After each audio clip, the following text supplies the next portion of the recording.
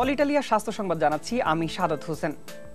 বিশ্ববিদ্যালয়গুলোতে অর্থোপেডিকের উপর diploma course চালুর আহ্বান জানিয়েছেন স্বাস্থ্যমন্ত্রী আফম রুহুল হক। এর ফলে বিশেষজ্ঞ তৈরি করে রাজধানীর বাইরে আরও বেশি ট্রমা সেন্টার চালু করার জন্য সম্ভব হবে এবং আরও বেশি সংখ্যক রোগীর সেবা দেওয়া যাবে বলেও তিনি জানান।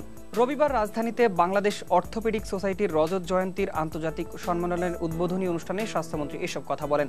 তিনি আরও বলেন, অর্থোপেডিকের উপর বিশেষজ্ঞ ডাক্তারের নতুন পদ তৈরি করা হবে। সম্মেলনে অর্থোপেডিক ও ট্রমা সার্জারি সহ আন্তর্জাতিক মানসম্পন্ন চিকিৎসা সেবা প্রদানের উপর গুরুত্ব দেওয়া হয়। আফিমের বিরুদ্ধে যুদ্ধ ঘোষণা করেছে বিশ্বের দ্বিতীয় বৃহত্তম আফিম উৎপাদনকারী দেশ মায়ানমার।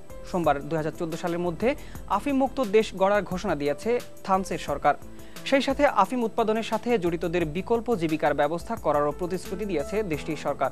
মায়ানমারে উৎপাদিত আফিমের বেশিরভাগই চাষ হয় শান প্রদেশে। পপি গাছের নির্যাস আফিম হেরোইন উৎপাদনের প্রধান কাঁচামাল।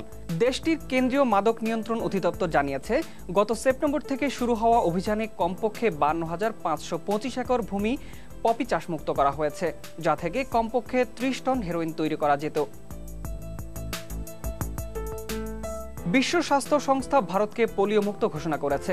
নয়াদিল্লির পোলিও সম্মেলন 2012 ভাষণে একথা জানান দেশটির স্বাস্থ্যমন্ত্রী গোলাম নবী আজাদ। সবচেয়ে বেশি পোলিও আক্রান্ত হিসেবে পরিচিত ভারতের উত্তরপ্রদেশ এবং পূর্ব বিহারে জোর প্রচারণা চালানোর ফলে এই সফলতা এসেছে বলেও জানান তিনি। 2 বছর আগেও ভারতে মাত্র 741 জন পোলিও রোগী ছিল, কিন্তু শুধু 2011 সালেই দেশটির 17 কোটির উপর শিশুদের পোলিও টিকা খাওয়ানো হয়েছে। স্বাস্থ্য সংবাদ আজ এই পর্যন্তই।